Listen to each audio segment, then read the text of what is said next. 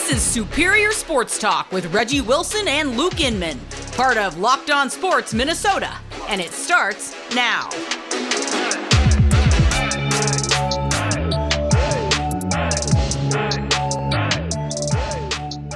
Back in the lab, Reggie and Luke back at it. Another episode, Superior Sports Talk, presented by Locked On Sports Minnesota. Oh my God, he's alive. The man, the myth, the legend, KARL-11's very own Reggie Wilson, making his long-awaited return. I trust you're rested up, feeling fresh, ready to go. I'm feeling something, that's for sure.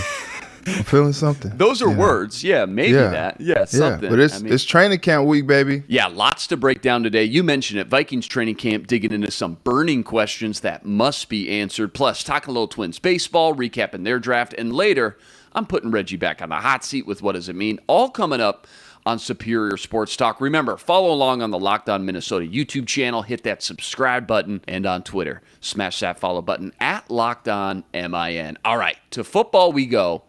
49 days until week 1 of the NFL season kicks off. That means training camp. It's a full go, officially underway for all 32 NFL teams. And I've got 5 burning questions that need answering today, Reg. Let's start with the biggest position battle at camp. A lot of good ones to choose from. Who you got? Ooh, position battles. I think probably the biggest one to really talk about is cornerback. Because that's a good one. They got some depth there, but just kind of want to see how it shakes out. The Vikings have now signed Booth Jr. All their draft picks are in, but we've talked about Shandon Sullivan coming over. Mm-hmm. You got P2 back. You got Booth Jr. coming in. Just a lot of bodies back here. Yeah, just a lot of guys that you're like, okay, how is this going to fit? Who's going to, get the assignments? And so I'm looking forward to seeing how that kind of shakes out in camp. Yeah, it's hard not to say the safety battle for me. We've talked about that so much in depth till we're blue in the face. Lewis Cine, Cam Bynum. Bynum was my pick to be a breakout player in year 2 after the glimpses we saw of him last year. But like we always say, you don't draft a dude in the first round and not find a way to get him on the field. So it's a 3 safety looks, letting Cine start slow and baby his way in there.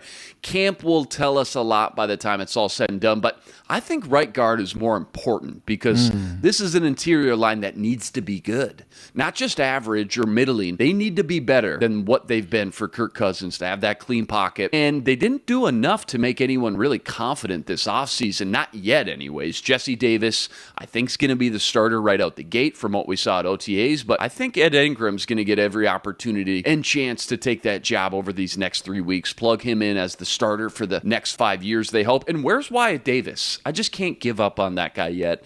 Remington Award winner in the Big Ten 2 years ago. If he doesn't make some noise, at least show some sort of improvement from last year to now, I'm not going to lie, I'm just going to be a little disappointed as a third-round pick. So a lot of moving pieces, a lot of names, a lot of questions still need to be answered. Right guard, though, awfully important when it comes to biggest position battles. Next one up, which player has the most to prove? Who you got? Man, okay, so this is an interesting one for me because I feel like you can go 2 different players for me anyway. Mm-hmm. And, okay, so if I did 1A, 1B. There you go, yep. My 1A would be Kirk Cousins. Ooh, there you go. Yeah, my 1B would be Irv Smith Jr. Love it.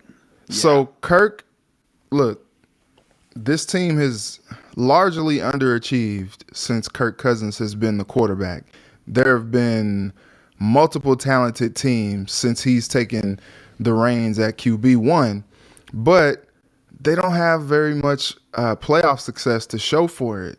New offense, gonna tailor it to Cousins' strengths and really try to get the best out of Kirk Cousins, push him to be better than he's been, which he's been a good, solid quarterback, but like he needs to take the team to that next level. He needs to take his game to that next level for this team to really get to where they think that they should be and really to get to where we all think that they should be because of the talent that they've assembled on this team. If everyone's healthy, like you're looking at quarterback play to elevate this team to get them to that next level because they have all the guys in place to be the team that you think that they should be. When it comes to the tight end battle, We saw Rudolph is now gone to Tampa, so that's out. Man, it's Irv's job to really just take the reins and run with it, because he's the most talented, he's the most experienced guy that they have there. And, Kirk loves to throw to the tight ends, as we've seen over the last several years.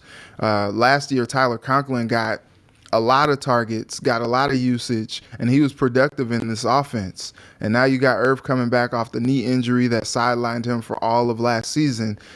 And it's go time. Like, he has to prove that he's tight end one in this offense. And if he does, this offense is going to be even more scary than I think people already think it's going to be. Love that you brought up Kirk Cousins. Put him on the hot seat a little bit. Why not? I think we give him a free pass a little bit. But back to Irv Smith. He was so good at Alabama coming out. He was just electric. And we've seen flashes of it. But dude just needs to stay healthy and get on the field for 16, 17 games under this new Kevin O'Connell offense.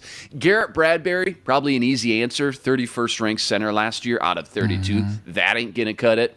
If he's not improved, this whole KOC offensive explosion, it may be dead before it even starts. But I'll give you another O-lineman, Christian Darrisaw. And I know he had the injury last year, so he gets a free pass, but no excuses this time around. You were drafted in the first round for a reason, and you play arguably the most important and valuable position on the entire offensive line. Darrisaw was drafted to be the left tackle for hopefully the next 7-8 years.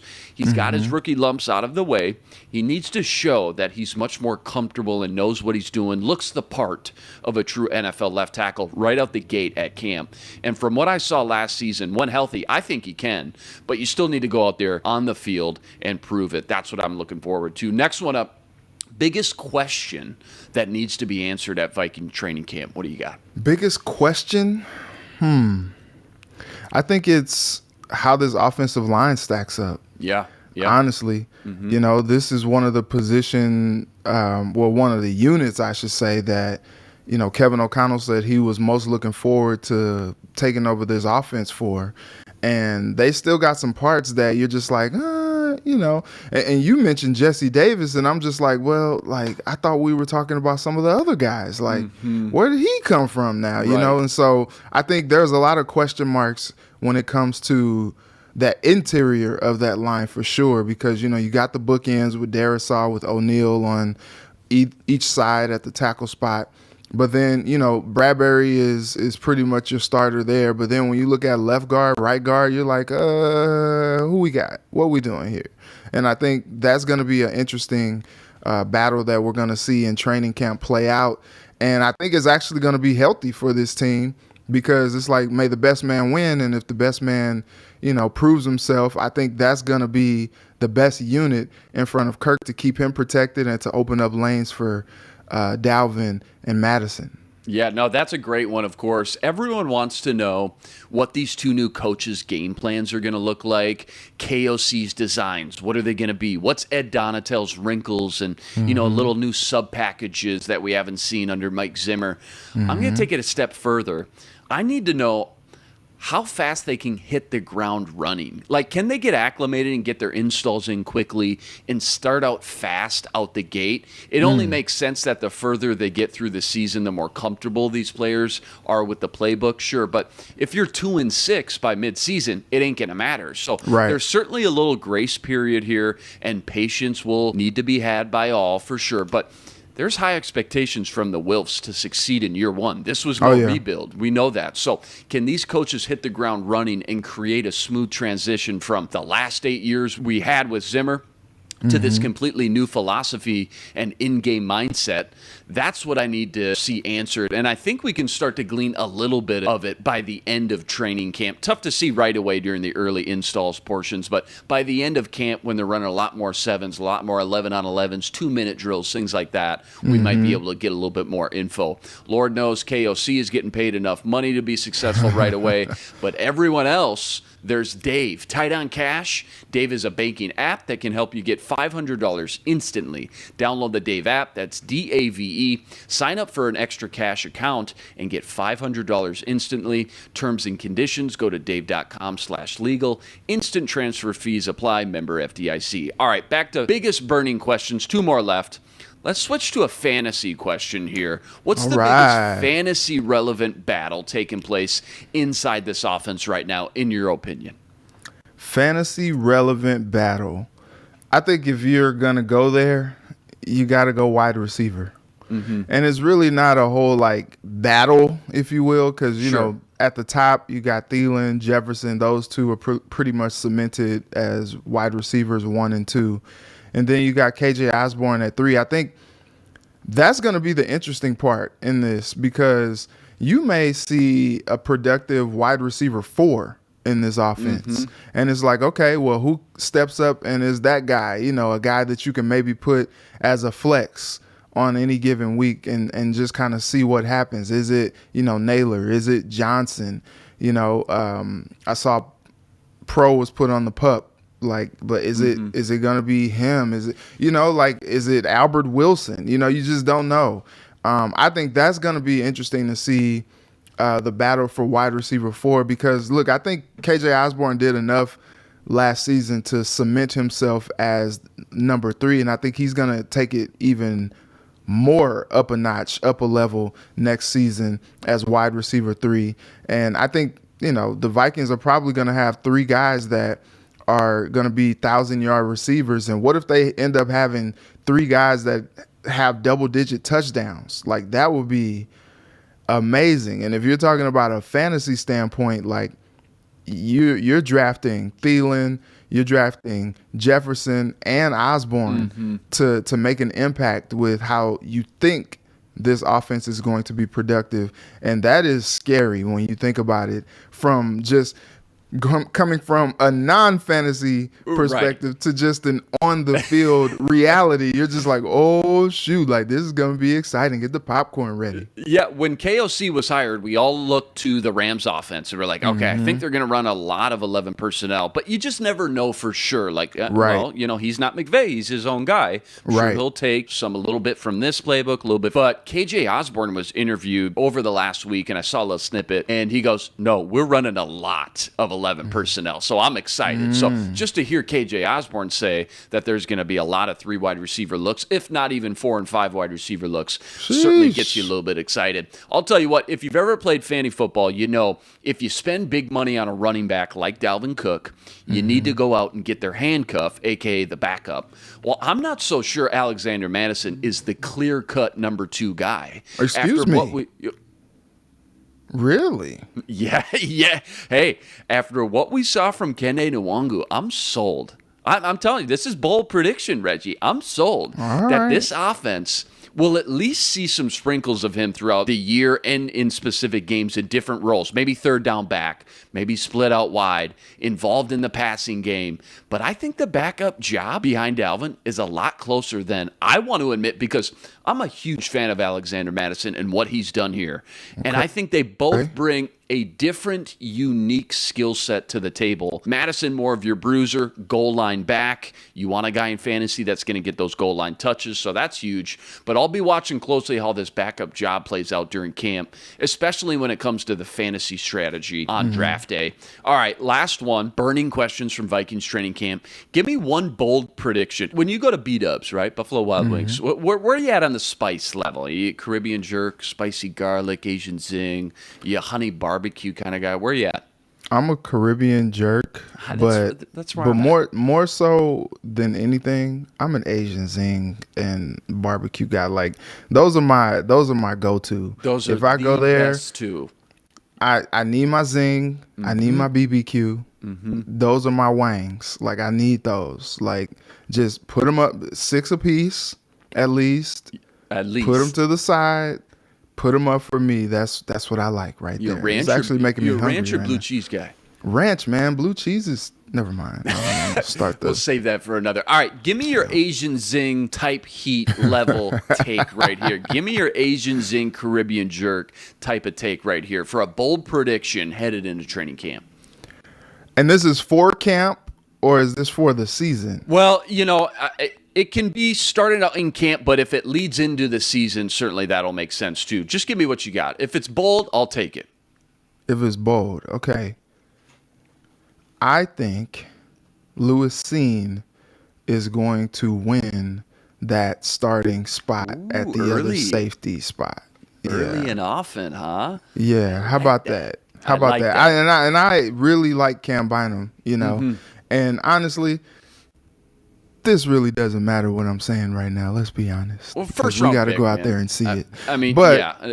yeah, Lewis Seen, they drafted him for a reason. I was watching. I still keep up with Cincinnati a little bit. That was my last market, and so Jesse Bates is not reporting to What's going on with Jesse Bates, training man? camp because Yeah. they didn't come to a deal before that tag deadline. And he's like, I don't want to sign that. We're not doing that. And so they drafted Dax Hill to kind of be like the heir apparent to Jesse. And they were like, look, if Jesse's not going to be there, then Dax has a chance to go out and win that job. And it's like, well, when you draft a guy in the first round, that's kind of where you see him performing. And so I think, as good as Cam Bynum did in relief last year and the step forward that you expected him to take, you took Scene because you really liked what he did in that defense at Georgia.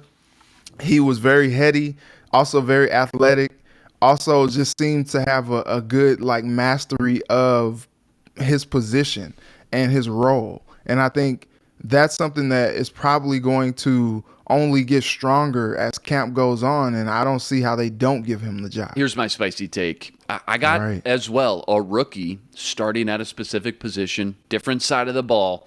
Ed Ingram is your starting right guard by the time camp closes and remains there for the next 10 years. 10 years. Reggie, listen, think about it. They love him. Drafting a guard in the second round is about as strong of a sign that you love a guy as you can go. A guard? 10 years. Second round, a guard?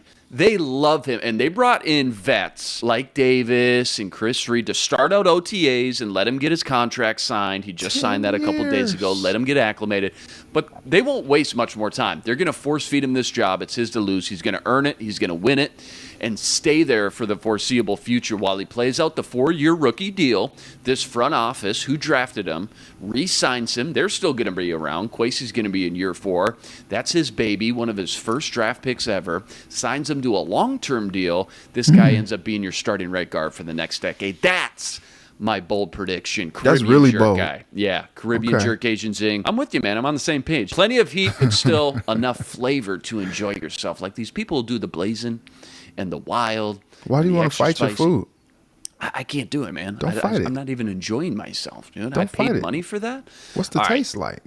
There's no taste to it, man. All right, there you go. 5 burning questions. Get some healthy debate going. We want to hear from you. Go comment on the YouTube channel. Let us know what you think. 49 days until week 1 of the NFL season. Vikings training camp officially underway. Rest assured, Reggie, myself, Sam, Ron, we all got you covered every step of the way, every day on the Locked On Minnesota Sports Network. All right, to baseball we go. I don't know how much of this you caught. Twins enjoyed their All-Star break and came back with some juice, sweeping the Tigers in their first 2 games back. 8-4 victory Saturday, 9-1 win Sunday. Yeah. Twins leaned on those top 2 starting pitchers. They looked fresh. Joe Ryan, Sonny Gray, both getting victories after strong outings. Even with Buxton out, Twins managed to put up 17 runs in 2 games, thanks to that bottom of the order contributing in a big way. Miranda feels like he's hitting like 630 right now. He's insane. He had 4 ribbies in the series. And the 8 and 9 hitters, Urshela and Sanchez, both had 3 ribbies. I asked Sam this yesterday, but I want your quick take here, Reg. Better sign for things to come in this second half. Twins being able to lean on those starting pitching studs again, or the bottom of the order being able to be so productive and take some pressure off the rest of the lineup. All right, look, I'm canceling that second one just because, they're going to be there. And we've seen it from them before with that bottom of that lineup. Some nights they're not going to be there. Other nights they're going to show up and do what they need to do. We've seen it. It's all good. It's all good. The pitching is the biggest deal to me because if Sonny gets into his rhythm and is that dominant guy that we've seen at stretches in his career, and then Ryan wakes up and he's just like, you know what? I'm going to be the ace. The rest of the season, come on, get on my back. We're riding this out. I think that is the scariest part of this whole thing because, the biggest part of this whole Twins season, even coming in, was do they have enough pitching? Do they have enough? They traded for Chris Paddock, tore the elbow up. Dang. We were already skating on thin ice. Dang. Not what you now want. we losing for a year. Dang. And so then, you get guys that you don't even expect to be dudes like Devin Smelter coming up. You can get a quality start from Dylan Bundy every now and again. Like you got some guys that come up, Archer. If they ever pitch him past 5 innings, it's a miracle. But, he's going to give you usually 5 quality innings as well. And you're like, okay, like if we can get just a little bit of good from the other 3 guys, but if we can ride, like every time we know, putting Ryan out there, putting Sonny out there, you're like, okay, we're going to get it from them. Like they're going to lead us. They're going to anchor us. That is scary. Mr. Luke _Spinman, because that's going to be something that the team can ride to. And that's going to be something that gives even the bats a jolt. If Buxton can't, be out there all the time because he's got the knee thing going on, and you got the bottom of that lineup doing their thing, not maybe from a game-to-game basis, but doing it on a consistent enough basis that it's affecting the wins and losses of these games. That is a recipe for success, man, because now you're talking about, every 5th, 6th day, like you're just getting a dominant pitching performance. Like that's huge. That's great. Huge. I don't want to switch gears on you. You made a lot of good points, but I just pulled this up. It's not necessarily breaking news, hot off the press, but within the last couple hours, I don't know if you saw this, Aaron Gleeman from The Athletic reported Miguel Sano is officially activated from the 60-day injured list. Yeah. And Sano needed to be activated Monday to avoid an extension of his rehab assignment. The team made the move official Monday evening, so I guess it happened late last night. He was batting .093 with a home run, 3 RBIs, and 1 stolen base. Where did this 1 stolen base come from? Through 17 games before undergoing surgery in mid-May to report a torn meniscus in the left knee.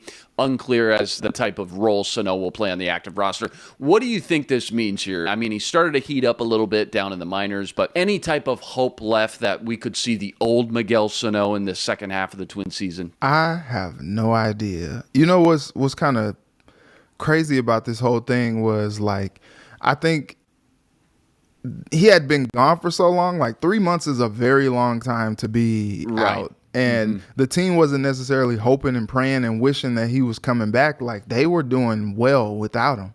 And so now you're like, look, I think it's cool that maybe you try to define his role right at the start. I think this is a good time and a good place for him to come back, just because like they haven't necessarily got into too much of a rhythm after the All-Star break, only played a couple games, and now it's like, okay, let's see how we can fit him in. What I think is going to be interesting with this whole thing is maybe we see a platoon at DH, maybe we see a platoon at first base. Like, I don't know, but it's like some of these guys, like Miranda, like he's hitting so well right now. It's like, man, don't mess with that dude. You can't bench Miranda, so I don't know what you're going to do with him. Is it just going to DH? Yeah. Yeah, but I think like every 3rd or 4th day or something, you just find a way to get him into the lineup. But then you're talking about, well, messing with his rhythm. Like, is he going to be a guy that, you really can count on if you're only playing him ever so often, especially when you're talking about, he needs to get into a rhythm because he strikes out a lot. And you're going to put a guy who strikes out a lot into the lineup ever so often. Like, I don't think that's a good recipe for success. And now you're at a place where you're like, okay, like he's healthy, he's ready to go, but like, what do we do? I was talking to one of my guys in the sports department yesterday, and I'm just like, do you get anything from him or for him? And is there just any like, value at all? I asked Sam Ekstrom that. He goes, you could throw him in a package, but not enough to really move the needle much. I mean, the value's just not there. And that part is what stinks for a guy that's been part of your organization for a long time, and at one point was an integral part of this organization. And now you're talking about getting them for a bucket of bubble gum, and I don't know if that's like, how did we get here? Yeah, 3-4 years ago, it was Miguel Sano and Byron Buxton will be the faces of the franchise for the next decade. And he was such a household name, such a big name, up-and-comer, a lot of value tied to that name. Never too late to put some dough on the Twins to win the World Series, though. 50-1 odds right now at Caesars Palace. That's wild value. Bet Online, your number one source for all your betting needs. Stats, news, and info. Bet Online makes betting easy. Go to betonline.net today to learn more. That's betonline.net. Where the game starts. Twins 2-0 to start the second half, now coming off a day of rest before 5 more road games in a row. Today's test starts in Milwaukee. First pitch, 7:10 p.m. Dylan Bundy on the mound, rest assured. Reggie and I got you covered tomorrow to break it all down. All right, time has come. Favorite segments here. I'm putting Reggie back on the hot seat today, covering all the latest hot topics in Minnesota sports. First up, the NFL season is officially underway with all 32 teams reporting for camp today with so many storylines and dramatics around this offseason. What does it mean when predicting a bold move or decision or a player that will transpire by the time camp concludes? Give me some sort of bold prediction, not for the Vikes or just the NFC North, but any team around the league in the NFL. You know what sucks? And I hate to say this because I'm usually a very positive person. But inevitably, it always happens, man. In camp, somebody gets hurt. Oh, You're right. Yeah. It sucks, man. It sucks. It sucks so bad.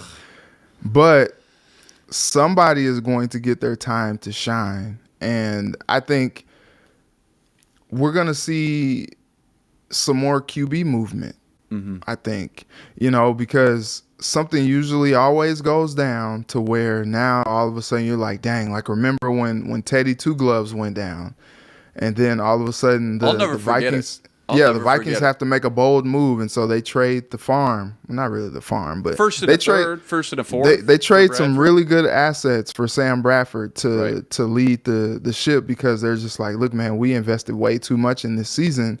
Like, we got to win. We want to win now. Like, we need a quarterback in here that's competent. And so I think that's going to be something that is going to be a tough one to watch. Like,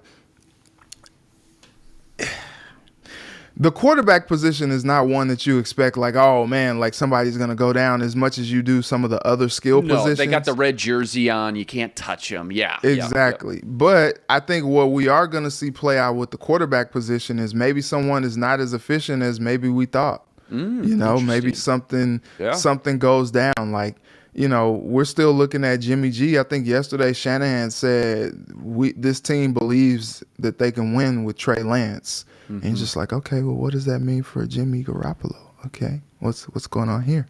And so, looking at what teams got for Baker Mayfield, looking at what teams have gotten for Carson Wentz, Matt Ryan, some of these trades that have gone down, like I'm just not sure what the 49ers are expecting from, this trade or a trade for Jimmy G. I don't know that the Seahawks are all that confident that their quarterback is competent enough, but I can't see them trading Jimmy G in the division. I'm not really sure where we're going to see Jimmy G go when it's all said and done. But, maybe you look at a team like the Dolphins, like there's a lot of pressure on Tua. And if anything happens, they have a head coach who was just over there with the 49ers and knows a lot about Jimmy G, and maybe, he can plug him into that offense and maybe they can get it going a little bit. But I'm interested to see like what player or more goes down. It sucks to say, but it always happens, man, because, they've been training, but they haven't been doing this type of football-like activity for a while, and then you ramp it up, and then all of a sudden that's when a knee goes out. That's when an Achilles goes out, and you're just like, no, you don't want to see it.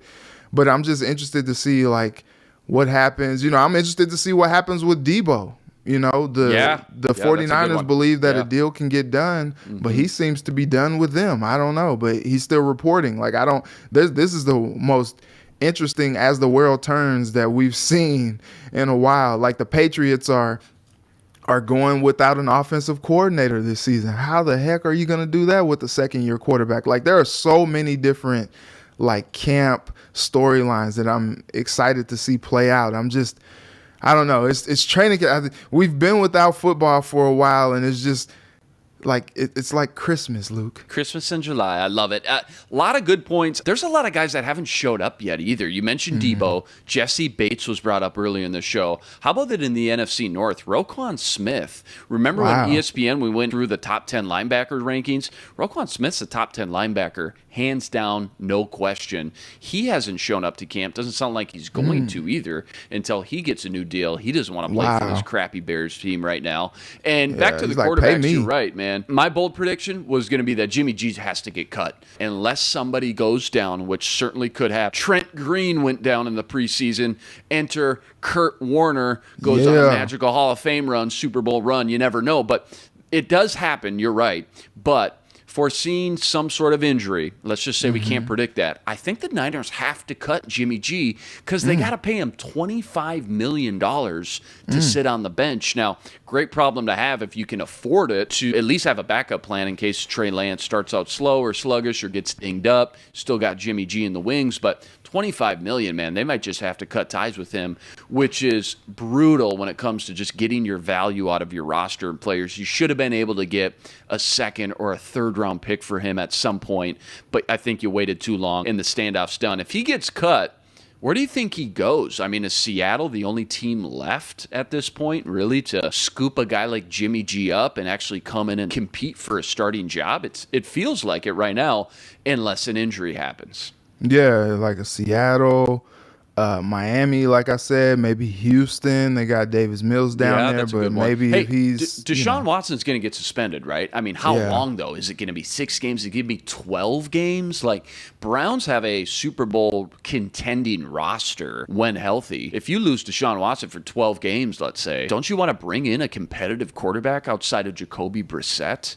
They signed Josh Rosen. That's what they got Josh Rosen. Oh, okay. Yeah, don't worry about it. Yeah, don't worry about it, buddy. Yeah, Josh Rosen? Yeah, you're good, man. No, we don't even need to play the games. We got Rosen. Yeah, it's all good. Give me a dub. Yeah, maybe if Carson Wentz struggles in Washington, like he did in Indy, maybe you think about it. I don't know, but I think you kind of have to wait a little bit. You know, I think. The Panthers ended up stacking quarterbacks like that, but I think they stacked the wrong ones. Yeah, they might have. I don't know. I think Jimmy G would have been an upgrade over any of those guys. Darnold, PJ, Baker Mayfield. Like, I think he's an upgrade over any of those guys. But, it's your funeral, It's going to be fun to keep tabs on this training camp again. Officially kicked off, and we're underway. That's a wrap today. Back here tomorrow, breaking down more Twins, Vikes, plenty more. Remember, like, rate, review, subscribe to the YouTube channel. Join us every day for another episode covering all the biggest topics in Minnesota sports. He's back. He's Reggie Wilson. Follow him on Twitter at Reggie Wilson TV and on Care 11. I'm Luke Inman on Twitter at Luke_Spinman. Tune in tomorrow to Superior Sports Talk, part of Locked On Sports Minnesota. For Reggie, I'm Luke. Until tomorrow, signing out. Be blessed. Spread love this week. This is Superior Sports Talk with Reggie Wilson and Luke Inman, part of Locked On Sports Minnesota.